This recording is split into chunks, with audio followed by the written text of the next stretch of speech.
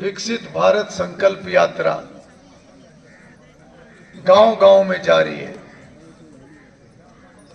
और इस यात्रा का जो उद्देश्य है वो सरकार की योजनाओं को, चाहे केंद्र सरकार की योजना है चाहे हमारी हरियाणा प्रदेश की योजना है, सरकार की सभी योजनाओं को घर घर तक पहुंचाने का मकसद है। क्योंकि योजनाएं तो बनती हैं पर मोदी जी की सरकार और मनोहर लाल जी की सरकार, भारतीय जनता पार्टी की सरकार, ये सरकार योजना हो जाते हैं, कुछ कामों में समय भी लग जाता है। उसके बाद नरेंद्र जी ने अपनी बात रखी। नरेंद्र जी ने कहा कि सरकार कैसी होनी चाहिए। उन्होंने कहा कि क्या क्या हालात थे और आज वो हालात सुधरे हैं, तो वास्तव में सरकार तो ऐसी होनी चाहिए जो लोगों की समस्याओं को समझे और लोगों की समस्याओं को समझ के उसका समाधान करे। उन्होंने ये भी कहा कि राजकाज में माड़े हो गए। अब राजकाज में सेवा करने के लिए आ रहे, कोई पहलवान बनने के लिए तो आए नहीं। और बड़ी अच्छी बात कही, मुझे तो बात पसंद आई। बोले सत्ता उन लोगों के हाथ में होनी चाहिए जो सत्ता में आने के बाद लोगों का ख्याल करें, ना कि अपना ख्याल करें। आज अगर हम मंदिर में भी दिया जलाते हैं, घर में भी मोमबत्ती जलाते हैं, वो मोमबत्ती खुद को ठाढ़ा करने के लिए नहीं होती, वो मोमबत्ती जलने के लिए होती है ताकि जल के लोगों को रोशनी दे सके। इसलिए आज नरेंद्र मोदी जी जो देश के प्रधानमंत्री हैं, मनोहर लाल जी जो हमारे प्रदेश के मुख्यमंत्री हैं, ये उसी दिए के समान है, उसी मोमबत्ती के समान है जो खुद को जलाकर समाज के भले के लिए काम करते हैं। और ये बात असलियत है कि इनसे पहले की जो सरकारें रही उसमें ऐसे ऐसे नेता सत्ता के ऊपर काबिज हुए, नीचे से लेकर ऊपर तक, जिन्होंने बड़े बड़े घोटाले भी किए और जो अपना घर भरने के मकसद से राजनीति में।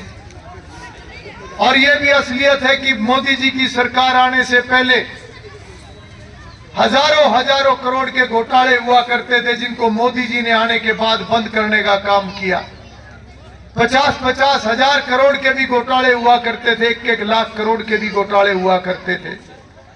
मगर जब से मोदी जी देश के प्रधानमंत्री बने, एक ऐसी ईमानदारी की सरकार आई कि चाहे कोई कितना भी बड़ा मंत्री है, कितना भी बड़ा नेता है, घोटाला करने का अधिकार किसी को भी नहीं है। अगर अधिकार दिया है तो लोगों की सेवा करने का अधिकार दिया है। कंपटीशन अगर आज की सरकार के अंदर है तो लोगों की सेवा करने का कंपटीशन है। कौन कितनी सेवा कर सकता है, कौन लोगों के कितने काम करवा सकता है, कौन अपने इलाके के अंदर ज्यादा से ज्यादा विकास करवा सकता है, इस चीज का आज कंपटीशन भारतीय जनता पार्टी की सरकार में है। और ये एक बहुत बड़ा बदलाव है। और ये बदलाव जैसी आपने कल्पना करी थी, वास्तव में उसी तरीके से आज काम चल रहे हैं। अभी भी बहुत सारे काम बचे हुए हैं, क्योंकि व्यवस्थाएं अगर ठीक कर रही है सरकार तो सभी व्यवस्थाएं एकदम ठीक नहीं होती, बहुत टाइम लगता है।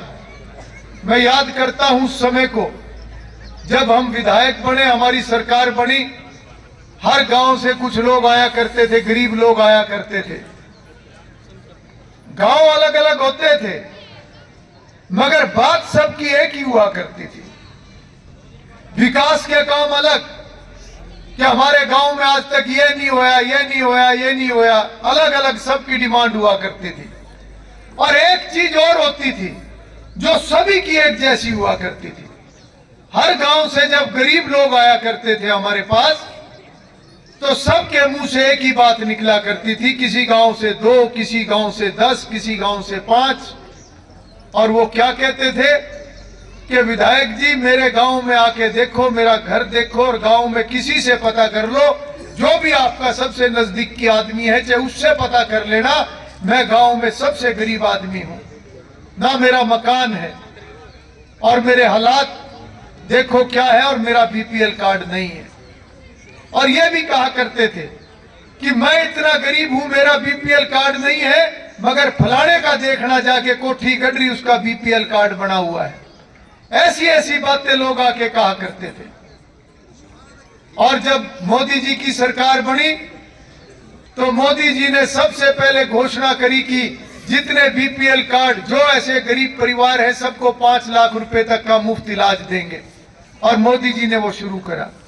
फिर उन्होंने घोषणा करी कि ऐसे सभी गरीब परिवारों के टूटे हुए मकान नए बना के देंगे, वो भी उन्होंने करा। मगर उसके बाद वास्तव में बहुत सारे ऐसे गरीब लोग थे जो गरीब तो थे मगर उनको योजना का लाभ नहीं मिला। और इसलिए नहीं मिला क्योंकि वो बीपीएल कार्ड उनका नहीं बना था। तब मुख्यमंत्री मनोहर लाल जी ने परिवार पहचान पत्र बनाने का काम करा और उस परिवार पहचान पत्र बनाकर मुख्यमंत्री जी ने 1,20,000 रुपए से बढ़ाकर परिवार की आमदन 1,80,000 लिमिट बढ़ा दी, ताकि ज्यादा से ज्यादा लोग उस गरीबी के दायरे में आ सके और उनको गरीबी का लाभ मिल सके, योजनाओं का लाभ मिल सके। और जब ये परिवार पहचान पत्र लागू हुआ तो उससे पहले लगभग 11 लाख बीपीएल कार्ड पूरे हरियाणा प्रदेश में थे। और जब परिवार पहचान पत्र लागू हुआ तो उसके बाद 19 लाख नए बीपीएल कार्ड और बनाने का काम मुख्यमंत्री मनोहर लाल जी ने किया। हमारे घरोंडा हलके में मेरे पास विधायक बनने के बाद ज्यादा से ज्यादा 700-800 लोग आए होंगे अपनी सिफारिश लेके, इससे ज्यादा नहीं आए होंगे 6-7 सालों में, जिन्होंने आके कहा कि हम गरीब हैं, हमारा बीपीएल कार्ड बनना चाहिए। 600, 700, 800 इससे ज्यादा नहीं आए। पर जब परिवार पहचान पत्र बना के मुख्यमंत्री जी ने नए बीपीएल कार्ड बनाए तो घरोंडा हलके के अंदर, केवल घरोंडा हलके के अंदर 27,000 नए बीपीएल कार्ड बनाने का काम किया। और इसमें भी सबसे बड़ी बात यह है कि पहले कहीं और भी इस प्रकार के नियम हुआ करते थे, मगर मोदी जी ने और मनोहर लाल जी ने एक बात कही कि हम गरीब आदमी को बरादरियों में नहीं बांट सकते, हम हर गरीब आदमी की पहचान करेंगे। कोई गरीब आदमी किसी बरादरी में है, कोई किसी और दूसरी बरादरी में है, किसी एक बरादरी में तो वो पैदा हुआ होगा, मगर जब हम लाभ देने की बात करेंगे तो एक बरादरी को नहीं, 36 बरादरी के गरीब आदमियों को ढूंढ के 36 बरादरी को बीपीएल कार्ड बनाने का काम करेंगे।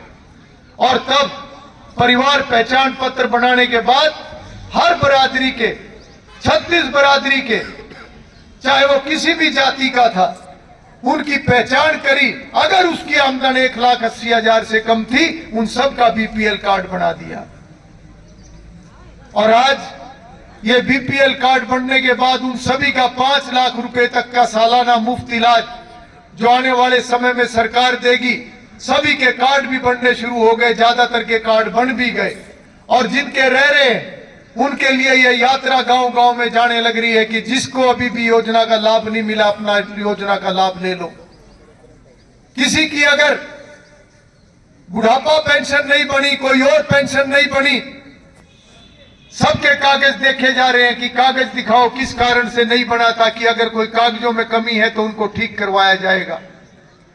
अगर बीपीएल कार्ड बन गया तो उसके बाद क्या क्या योजनाएं और हैं जिन सभी का लाभ आने वाले समय में भी मिलेगा। और मैं आपको यह बताना चाहता हूं कि अगर मेरे पास 600-700 गरीब लोग आए होंगे पूरे हलके में से, मगर जब बीपीएल कार्ड बने तो 600-700 के नहीं बने, 27,000 परिवारों के बने। और उन परिवारों ने ये कल्पना भी नहीं करी होगी कि हमारा भी बीपीएल कार्ड बन सकता है। यह सरकार की ईमानदारी है, यह मोदी जी की और मनोहर लाल जी की गंभीरता है कि उनको उस बड़े बड़े पदों पर बैठकर भी समाज का हर गरीब आदमी दिखाई दे रहा है। और 1986 में राजीव गांधी जी का बयान आया था कि हम ये सरकार जो है 1 रुपया भेजती है, लेकिन धरातल पर जाते जाते वो 15 पैसे रह जाते हैं। ये बयान दिया था राजीव गांधी। धन्यवाद मास्टर जी। ये मास्टर जी जो हैं ये रिटायर हो गए, बड़े अच्छे मास्टर भी रहे, रावण भी बहुत तगड़ा रोल करते हैं। हाँ, ये नहीं मूछ नहीं इनकी, बिन बगैर मूछ के भी बड़ा खतरनाक रावण है। तो राजीव गांधी जी ने जो बयान दिया था कि 100 पैसे सरकारी खजाने से चलते हैं तो लोगों के पास पहुंचते हैं तो 15 पैसे रह जाते हैं। भाई मैं एक बात जरूर कहूंगा, सब कान खोल के सुन लेना। यहाँ सब लोग बैठे हैं, सारा समाज बैठा है, 36 बिरादरी बैठी है, और किसी कोई एक पार्टी के लोग नहीं बैठे, अलग अलग विचारधारा के लोग बैठे हुए हैं। इसका मतलब क्या था कि 1 रुपए में से 85 पैसे भ्रष्टाचार की भेंट चढ़ जाते हैं। और अगर आज के जो विपक्ष के नेता हैं, मैं उनके बयान का जिक्र करूं तो भाई मेल करके देख लेना, दोनों में मेल क्या बनता है। इनमें भ्रष्टाचार के बारे में कोई कदम तो उठाया नहीं गया। आज जब मोदी जी की सरकार और मनोहर लाल जी की सरकार भ्रष्टाचार को खत्म करने के लिए लगातार कोशिश कर रही है, तो आज इनके बड़ी भारी तकलीफ होती है। और तकलीफ इसलिए होती है कि जितना भ्रष्टाचार कम करा हमारी सरकार ने, उतना लोगों के ऊपर पैसा ज्यादा खर्च होने लग रहा है, चाहे विकास के ऊपर और चाहे योजनाओं के ऊपर, और इनके फिर परेशानी ज्यादा बढ़ती है। और फिर ये क्या कहते हैं, ये कहते हैं ये जो ऑनलाइन सिस्टम है इसने लोग तंग कर दिए, ये पोर्टल है, बोले पोर्टल ने लोग तंग कर दिए, हम जोड़ में भगा देंगे इन पोर्टलों को। और जो ई टेंडर सरकार लागू कर रही है तो कहते हैं ये क्या सरकार नए नए ढकोसले करती है। तो भाई ये ढकोसले क्या है मैं बता देता हूं। ट्यूबवेल में से पानी निकलता है, कच्चे खाल से खेत में जाता है तो कितनी जगह नाके टूटते हैं, कितनी जगह टूटते हैं। सारा पानी खेत में नहीं जाता। हम सारे गांव के रहने वाले हैं, चाहे मजदूर है चाहे किसान है, भाई हम सब रले मिले हैं, सारे खेत में मिट्टी में मिट्टे होके हम बड़े हुए हैं। और अगर ट्यूबवेल का पानी पक्के खाल से खेत में जाओगा तो नाका टूटेगा क्या? कोई टूटेगा? नहीं टूटेगा। सारा का सारा पानी खेत में जाओगा। तो कच्चा खाल ज्यादा ठीक है कि पक्का खाल ज्यादा ठीक है? पक्का खाल। इसीलिए सरकारी खजाने से जो पैसा चलता है वो कच्चे खाल से लोगों के पास आना चाहिए कि पक्के खाल से आना चाहिए। तो ये जो ई टेंडर है, जो ये पोर्टल है, जो ये ई सेवाएं हैं, जो ये ऑनलाइन है, जो आज सीधा खाते में पैसा आता है, चाहे पेंशन का है, चाहे किसान का है, चाहे फसल का है, चाहे किसी और योजना का है, ये है पक्के खाल। ये पक्के खाल और मजबूत करने कि नहीं करने? और ये जो बकान वाले हैं इनकी बात आवे कुछ समझ में? भाई अगर ये बात आप ठीक और गलत में फर्क समझ जाओगे फिर तो मोदी जी की तपस्या करने का फायदा है। और अगर ये बात नहीं समझ में आई तो भाई फिर कोई समाज का और देश का भला नहीं कर पाएगा। ये बात बहुत गहराई से समझने वाली है। मेरे सामने मातृशक्ति बैठी हुई है और ये तो करे हुए काम ने भी कह दे कई बार, इतने काम करे हुए इनको दिखाई नहीं देते। ये कौन से रंग का चश्मा ला रहे, इनकी अकल पे कौन सा पर्दा पड़ रहा कि इनको करे हुए काम नहीं दिखाई देते। अरे 20-20 साल के बाद सड़कों का काम हुआ, 20-20 साल के बाद जब हमारी सरकार बनी 9-9 फुट की सड़क घिस घिस के 8 फुट की हो गई थी, ऐसी ऐसी सड़कें थी। और ये आज खड़े होकर कहते क्या कराया इन्होंने। इन्हें बड़े हुए कॉलेज नहीं दिखे, इन्हें बड़े हुए स्कूल नहीं दिखे, इन्हें ITI नहीं दिखती, इन्हें सब डिवीजन नहीं दिखती, इन्हें 70 नई सड़क नहीं दिखती, इन्हें 8 फुट की घिसी हुई सड़क 18-18 फुट की बन गई, ये नहीं दिखती। इन्हें आज खाते में पीछे आने लग रहे लोगों के, वहां नहीं दिख रहे। आज किस तरीके से आज मेडिकल यूनिवर्सिटी बन रही, NCC एकेडमी बन रही, क्या क्या बनने लग रहा, इन्हें यूं नहीं दिखे। इनकी आंख कमजोर है कि इनकी अकल कमजोर है? इसलिए भाई एक बात कहने लग रहा, बकाए में अगर आए न पछताओगे, नहीं पछताओगे तो आपकी देखियो। फर्क समझना बहुत जरूरी है। और मैं छोटी सी बात कहूंगा, मैं कई बार कहता हूं इस बात को। कई बार माँ बाप कितनी मेहनत करते हैं अपने बच्चे के ऊपर, अपने जन्मे हुए के अपना पेट काट काट के उसको किस तरीके से पढ़ा लिखा के बड़ा करते हैं, किस तरीके से अपने घर में 2-2 पैसे जोड़ के अपना कोठा बनाना, किस तरीके से अपने बच्चों को पालना, हरी बीमारी में परिवार को संभालना, ब्याह शादी है अपनी हैसियत से ज्यादा एक एक पैसा जोड़ के, एक एक घर का काम को करते हैं और बाजा बाजा ऐसा नरभाग आ जाए नु कह दो माँ बाप ने भी क्या करा इसने हमारे वास्ते। तो ऐसा समझ लियो जो ये इस किस्म की बात करते हैं भाई इतना बड़ा निर्भाग भी कोई नहीं हो सकता जो समाज के भले कोई नहीं देख पा रहा। इसलिए मैं आज ये स्पष्ट रूप से कहता हूं कि जो आज ये संकल्प लिया हम सब ने, ये मोदी जी का संकल्प है, ये प्रधानमंत्री जी का संकल्प है कि आज हम सब ने मिलकर अपने देश को दोबारा नई ऊंचाइयों पर पहुंचाना है। और आज देश ऐसे राष्ट्रभक्तों के हाथ में है, ऐसे ईमानदार लोगों के हाथ में है जो आज लगातार समाज की भलाई का काम करने लग रहे हैं, अपने परिवार का नहीं कर रहे। हमारे से पहले की सरकारों में ये भाई भतीजावाद की सरकार, इनके परिवार वाले नहीं छका करते थे, नौकरियां भी क्या करती थी, एमएलए मंत्रियों के जाकत यही नहीं, इनका ही नहीं पूरा पटे था। इनके साड़ी के छोरे, इनके रिश्तेदार, इन्हीं को नौकरी चाहिए थी बड़ी बड़ी, बाकी सब बाढ़ में जाओ। आज हमारी सरकार आने के बाद एक भी सरकारी नौकरी ऐसी नहीं है जो कोई भी एमएलए मंत्री के परिवार और रिश्तेदार को मिली है। कोई पढ़ लिख के ले जाएगा तो ले जाएगा, इसलिए नौकरी नहीं मिलेगी कि एमएलए के घर पैदा हो रहा है या मंत्री के घर पैदा हो रहा। आज थानेदार भर्ती होने लग रहे हैं गरीब गरीब परिवारों से, आज अफसर बनने लग रहे हैं गरीब गरीब परिवारों से।